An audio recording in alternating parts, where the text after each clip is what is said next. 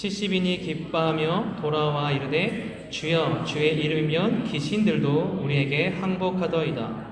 예수께서 이르시되 사탄이 하늘로부터 번개같이 떨어지는 것을 내가 보았노라. 내가 너희에게 뱀과 정갈을 밟으며 원수의 모든 능력을 제어할 권능을 주었으니 너희를 해칠 자가 결코 없으리라. 그러나 귀신들이 너희에게 항복하는 것으로 기뻐하지 말고 너희의 이름이 하늘에 기록된 것으로 기뻐하라 하시니라. 아멘. 우리 옆에 분과 같이 인사해 봅시다. 환영하고 축복합니다. 사랑합니다.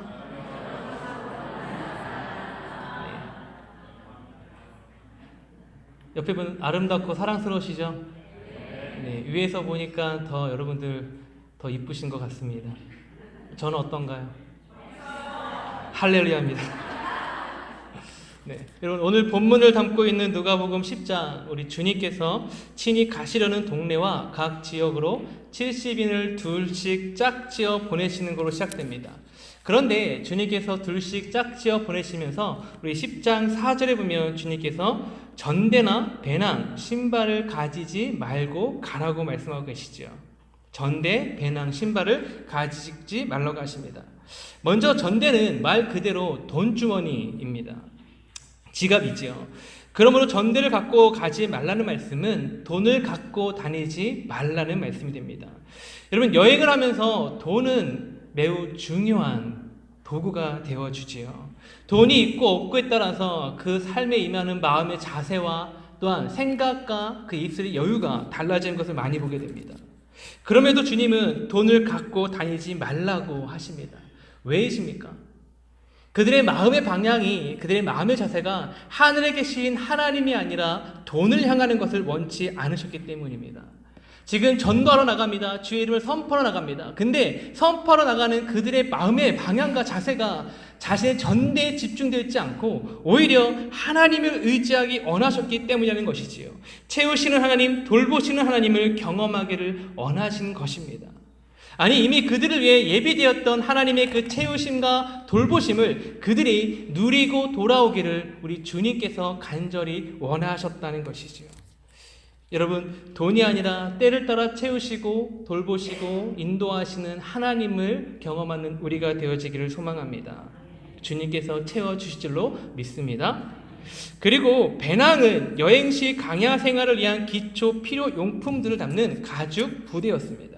그럼에도 주님은 이 배낭조차 허락하지 않으실 뿐만 아니라 강야를 횡단할 때 반드시 있어야 될 여분의 신발조차 가지지 말라고 요구하십니다.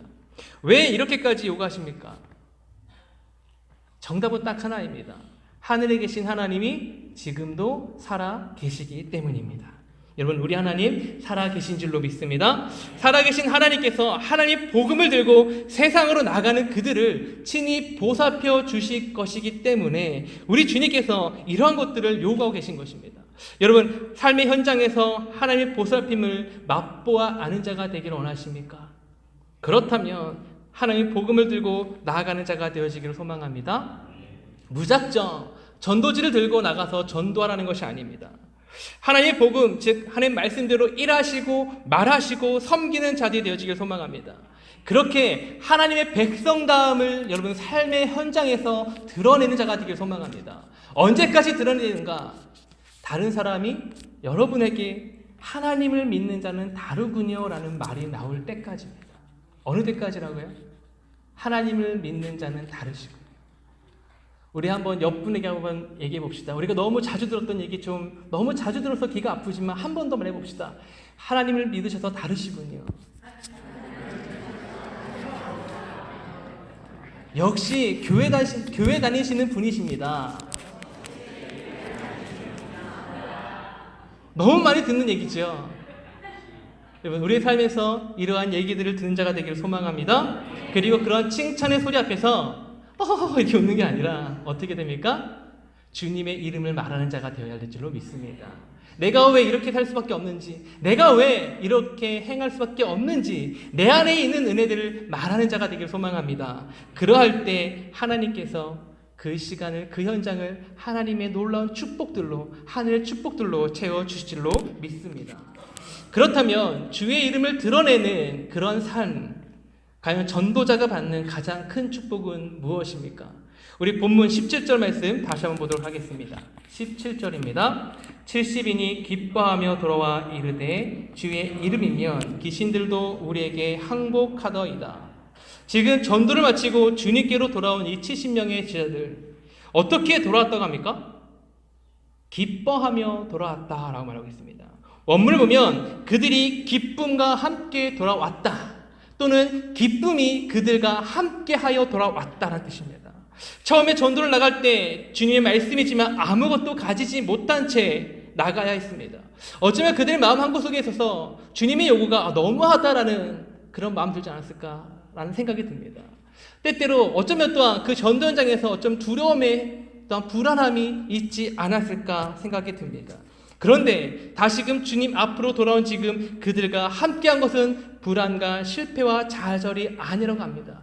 무엇이 함께했다고 합니까? 기쁨이 그들과 함께하였다라는 것입니다. 그들이 기쁨과 함께하였다. 기쁨이 그들과 함께하여 돌아왔다라는 것입니다. 우리도 마찬가지지요. 우리도 전도 현장에 나가게 되면 때때로 막연한 불안함이 있습니다. 과연 냉랭함이 다가오지 않을까? 어떻게 해야 될까? 또 그런 불안함이 다가올 때가 있지요. 그러나 여러분, 오늘 주님 말씀하십니다. 결국 우리의 발걸음 위에 기쁨이 함께할 것이다. 여러분, 기쁨이 여러분과 함께할 줄로 믿습니다. 저는 이 기쁨을 지난 한 주간 열흘 전인가요? 우리 전도하시는 우리 여러 권사님들과 집사님들 통해서 보았습니다. 교회 테라스에서 우리 지나가시는 분들께 우리가 따뜻하고 또한 지금 이제 아주 시원한 차를 대접해 드리고 있지요. 그러다 보면 종종 지나가시는 분이 잠시 올라와서 쉬었다 가십니다. 그리고 그때가 기회이기 때문에 우리 권사님들과 전사님들과 집사님들이 붙어서 대화를 나누시다가 때문에 여러 가지 연락처 또는 성함도 적으시지요. 근데 그날은 단순하게 이름만 전화번호만 아니라 기도 제목까지 받아오셨더라고요. 그리고 그 종이를 손에 드신 우리 권사님, 그 종이를 보시고 저를 보시는데 표정이 완전 표정이 확 살아서 저를 보시는데 정말 그 표정이 기쁨에 충만한 모습이 저런 표현이겠구나라는 생각이 들더라고요. 어떻게 했다고요? 여러분, 다음 주 우리 모든 성도님들의 표정이 바로 이와 같을 줄로 믿습니다. 이와 같기를 원합니다. 우리 한번 옆에 분과 같이 한번 연습해 볼까요? 한번 해봅시다.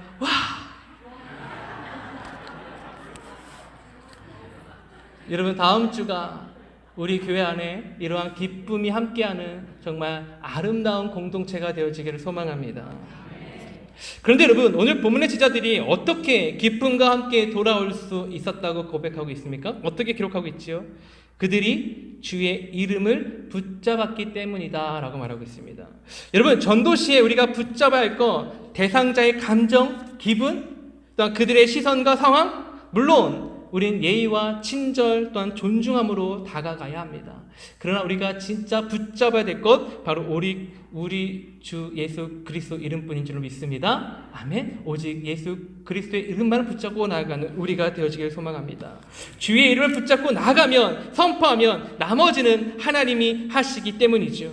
그래서 바울이 고린도전서 3장 7절에서 무엇이라고 말했습니까? 심는 이나 물 주는 이는 아무것도 아니로되 오직 자라게 하시는 이는 하나님뿐입니다.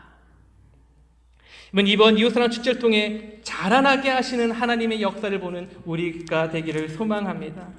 우리 모두가 되어지길 소망합니다.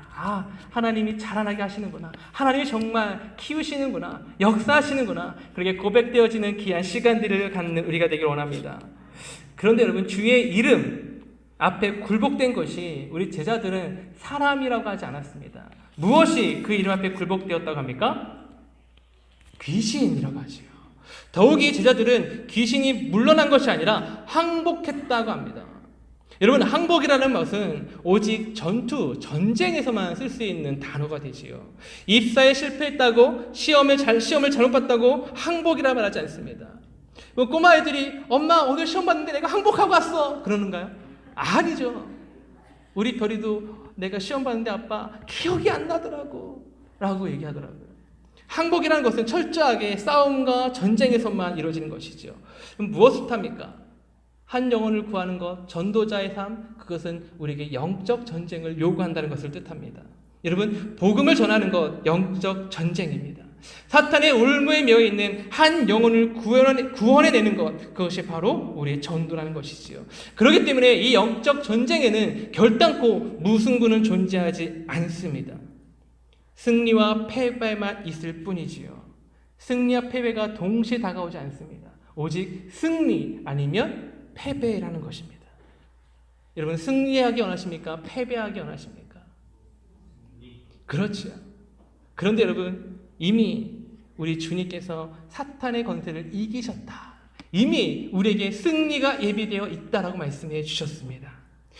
그래서 우리가 오직 주의 이름만을 붙들어야 하는 줄로 믿습니다. 아멘. 제가 하는 게 아니라 여러분이 하면 돼요. 오직 주의 이름을 붙들어야 줄 믿습니다. 여러분, 하나님께서 이미 우리에게 승리를 마련해 주셨습니다. 그 승리를 얻을 수 있는 우리가 되어지길 원합니다.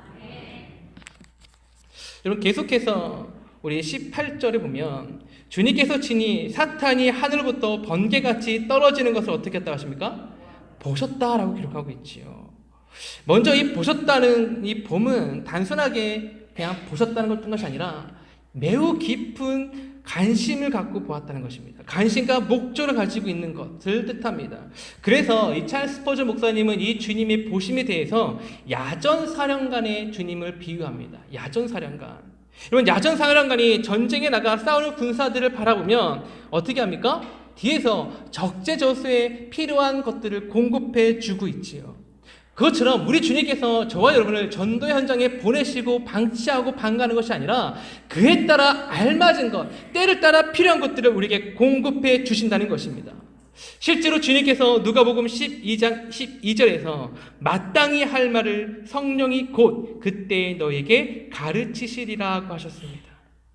이 세상 앞에서 그 현장에서 우리가 주춤거리거나 무너지지 아니하도록 우리 성령께서 우리 안에 할 말을 주시겠다. 담대함을 주시겠다라고 말씀하시는 것이지요. 그 결과 오늘 본문의 제자들과 같이 기쁨이 함께하는 감격을 누리시겠다라고 주님 말씀하신 것입니다. 여러분, 그렇기 때문에 우리가 기도하기 전에 힘써 기도하는 것입니다. 성령께서 저와 여러분의 삶에 지혜로 다가오시길 소망합니다. 그 현장에서 우리에게 힘이 되어지는 성령을 의지할 수 있는 우리가 되어지기를 소망합니다. 그로 말미암아 승리의 기쁨으로 충만한 교회, 한 영혼의 잉태로 말미암아 감격이 넘치는 교회, 바로 우리 양임은 교회가 되어지기를 원합니다. 끝으로 주님은 오늘 본문에서 성도가 얻는 가장 큰 기쁨이 무엇인지 말씀하십니다. 우리 20절 다 같이 한 목소리로 보도록 하겠습니다. 그러나 귀신들이 너에게 항복하는 것으로 기뻐하지 말고 너희 이름이 하늘에 기록된 것으로 기뻐하라 하시니라. 너희 이름이 하늘에 기록된 것으로 기뻐하라. 지금 주님이 이렇게 말씀하셨죠. 귀신들이 항복한 것으로 기뻐하지 말라. 이 말씀은 귀신들의 항복으로 말미암는 기쁨이 필요 없다는 것이 아닙니다. 전도 현장에서 오는 열매들로 인한 승리란 기쁨 우리에게 있어야 될 것입니다. 사역의 열매로 인한 기쁨 우리가 누려야 될 것입니다. 성령의 열매로 인해 갖게 되는 기쁨들 우리가 함께 나누고 공유해야 될 기쁨들입니다. 그러나 주님은 우리가 단순히 그런 기쁨에 머무는 것을 원치 않으신다는 것이죠. 왜냐하면 이 기쁨들은 이미 우리 안에 너무나 놀라운 기쁨, 더 큰 기쁨이 우리 안에 있음을 일깨워주는 부수적 기쁨에 불과하기 때문입니다. 여러분, 우리 안에 있는 기쁨, 어떤 기쁨입니까? 저와 여러분의 이름이 하늘에 기록되어 있다는 기쁨입니다. 여러분, 하늘입니다. 하늘에 계신 우리 주님, 하나님이 계신 거룩한 보좌 앞에 놓인 그 생명책에 저와 여러분의 이름이 기록되어 있다고 합니다. 그 누구도 흔들 수 없고 그 누구도 흔들 수 없고 뺏어갈 수 없는 곳, 침범할 수 없는 그 하늘 보좌, 그 하나님 우편에, 하나님 앞에 저와 여러분의 이름이 기록되어 있는 줄로 믿습니다. 여러분, 우리의 이름이 하늘에 하나님의 생명책에 기록되어 있기 때문에 사탄이 우리 앞에서 무너지는 것입니다. 한 생명이 저와 여러분의 선포를 통해 돌아오게 되는 것입니다. 저와 여러분이 하늘에 기록되어 있음으로 기뻐할 수 있는 우리가 되길 소망합니다. 말씀을 마치고자 합니다. 이제 이웃사랑 축제가 한 주 앞으로 다가왔습니다. 그런 우리에게 주님께서 말씀하십니다. 너희가 기쁨으로 돌아오게 되리라. 기쁨이 너희와 함께 하리라. 주의 이름으로 나아가는 저와 여러분의 삶이, 우리의 전도 현장이 사탄의 권세가 무너지는 기쁨의 현장이 되기를 소망합니다. 아니, 무엇보다 한 생명의 잉태를 보는 감격의 현장이 되어지기를 소망합니다. 그로 말미암아 나의 이름이 하늘에 기록되었음을 기억하게 되고, 그로 인하여 구원의 기쁨으로 함께 돌아오게 되는 귀한 한 주간이 되어지기를 소망합니다. 이 시간 다 같이 찬양하기 원합니다. 사망의 그늘에 앉아.